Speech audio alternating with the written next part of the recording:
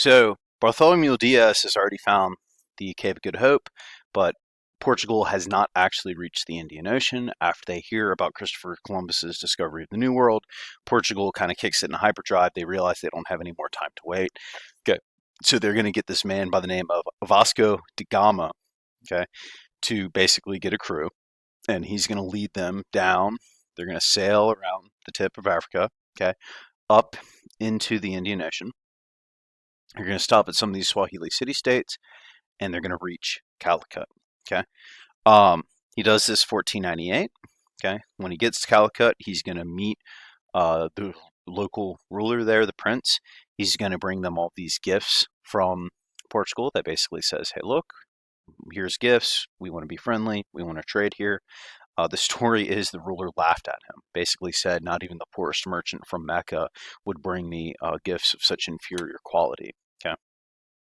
He basically puts them kind of under house arrest. He basically has them guarded and followed around the city as the Portuguese crew meanders through town. Okay. Um, he eventually decides that he's going to let them trade. So they're going to load up their ship full of pepper, cinnamon, all these spices. Okay. And he's going to return to Portugal. Okay. This whole process of him leaving and then returning is going to take 2 years long. Okay. In his journey, he's going to lose 50% of his fleet and he's going to lose a third of his men. Okay. So it's going to be very costly, but kind of put this in perspective, one caravel from this fleet is going to make up half the yearly revenue of England during this time period. Okay, so it is extremely lucrative, even though they lose literally half of their boats. It is still worth them risking it to go on these journeys, right? So the Portuguese have proven that they can reach the Indian Ocean. And they basically then send more expeditions in which they are going to try to set up a trade post empire. Okay, Portugal is small, which means it's lacking in manpower. It cannot expand and colonize large amounts of territory. They don't believe they need to do that. So what they're going to try to do is basically just kind of control these trade points. Okay, we already saw them take Situa. Basically, anywhere there are these little dots is where they're going to build a fort and basically control the trade points of that area. Okay, with the idea that they don't need to control the entire area. This will set up a sphere of influence, right? If they have a fort here, basically everything in purple is going to be the area they have influence over. Okay, so this isn't colonization. They're not coming in and really setting up plantations. They'll do that in Brazil, which we'll talk about later. But they're taking small kind of trade points, okay, and in being an imperial power to control it, with the idea that they're kind of creating a trade link from Asia all the way back to their capital to Lisbon. This is known as a trade post empire. They're not trying to create basically plantations or anything like that. They're just trying to control the trade. In doing this, they're going to conquer Mombasa and Kilwa in 1505. Okay, they will destroy those Swahili city-states and basically replace them with Spanish forts. In 1511, they will do the same to the Malacca Sultanate. So this is a violent conquest at times, definitely at the beginning. Vasco da Gama himself, it's storied in the Indian Ocean. He comes across a group of several ships of Muslim civilians traveling to Mecca on the Hajj. He boards their ship, searches them, realizes they have nothing of value, takes the torch to them, then gets back on his boat, and he basically watches as these boats burn, sink, and then he watches these civilians drown to their deaths. Okay, very violent colonization process, but this is going to give into basically a more peaceful way, right? At the beginning, it's violent, but then the Portuguese kind of realize that them being violent isn't benefiting them controlling the trade. Okay. The biggest aspect of this is the use of local brokers to buy spices. Okay. what is a broker? Okay, you might have heard that term before today. It's normally thrown around stockbrokers, right? You might know what stock are, but you know nothing about the stock market. You're not following the stock market right now. You don't know what are hot stocks. You don't know the future of the world economy. You don't have a degree in economics, right?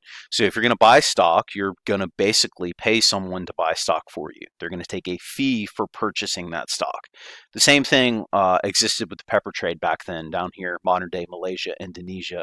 Okay, they control Malacca, but the Portuguese, they don't know anything about pepper, right? They don't know what's good pepper. They don't know what's bad pepper. They don't know what the price of pepper should be. They don't know anything about basically the trade of pepper. So they don't know if they're going to be taken advantage of, or if they're being sold inferior pepper, or if they're being overcharged for pepper. So they're going to continue this practice of using kind of local brokers in this area to buy pepper. So you see, even though Portuguese expansion starts off as extremely violent, over time it kind of gives way to kind of a more peaceful cooperation as they become incorporated into the pre-existing trade network. Okay, so this is a big question. The Portugal arrival to the Indian Ocean, does it really change anything? And it does. Europe is now in Asia. This is going to lead to eventual European domination of Asia. This is going to lead to Europe's eventual colonization of Asia. But at first, we're really looking at the Portuguese are just another trade group that is now incorporated into this Indian Ocean trade, which is going to be kind of a big theme we further talk about, right?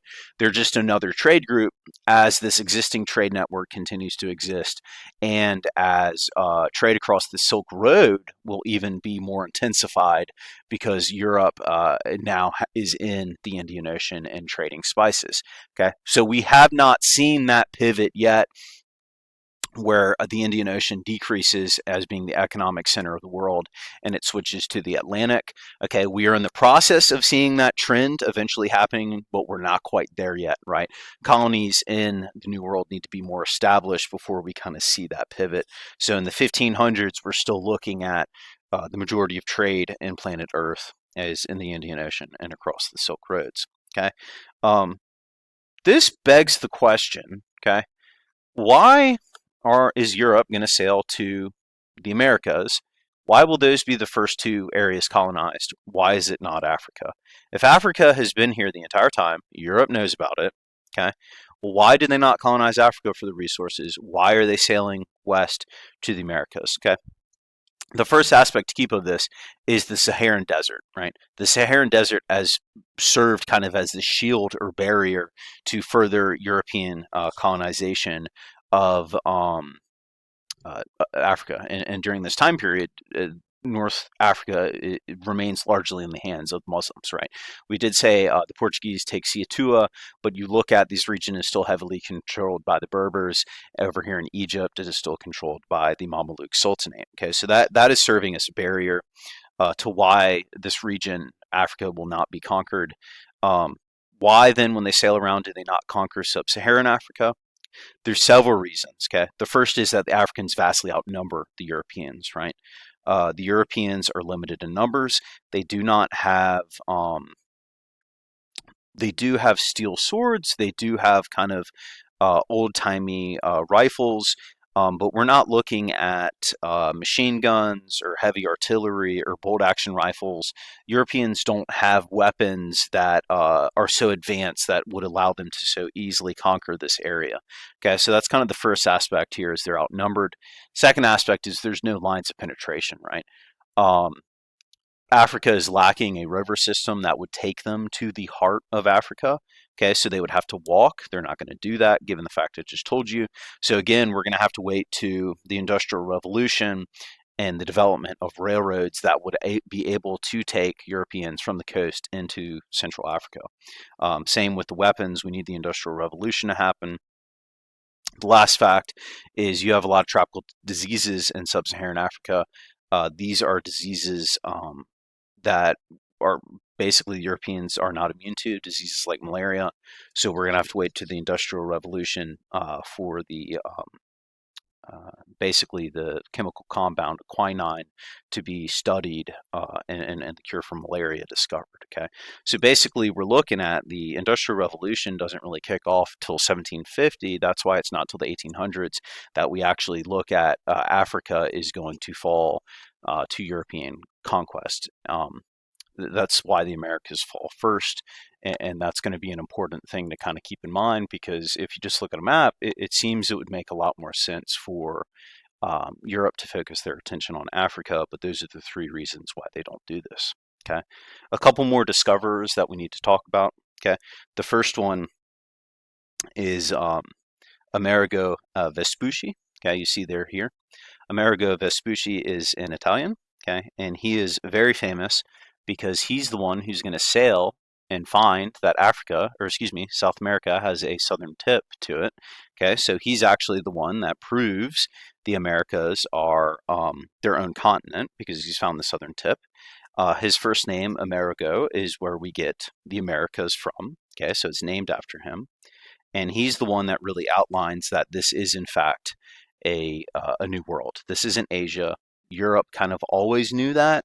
Europe kind of always suspected that, but now Amerigo Vespucci has proven that is Asia. Okay, in 1504 he's going to write a book named entitled Mundus Novus, which literally translates to a new world. Okay, so he's the next kind of explorer that we need to look at. The next one will be Ferdinand Magellan. Okay, Ferdinand Magellan will be the first man to well, his crew will be the first one to circumnavigate the globe, which basically is a fancy way of saying they're going to sail around the entire globe.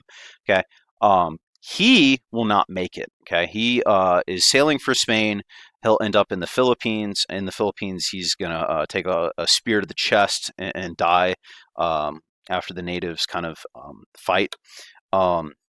Basically, his crew will eventually make it back to Spain, thus sailing around the entire globe. Okay, putting this in perspective, he sailed with 280 men. Um, Only 18 returned to Spain several years later. Okay, so those are kind of the next two explorers slash conquerors, Amerigo Vespucci and Magellan. Okay, Cortez and Pizarro happened later, and they're in the 1520s. I'll go ahead and tell you, Cortez is going to discover and destroy the Aztecs. Pizarro will discover and destroy the Incan Empire. Okay, and we'll talk about that a little later as we get into um, kind of that time period. I want to talk about the Protestant Reformation beforehand, because that's going to tie into what those two guys do. So that's just kind of coming up. Yeah, that's it for now.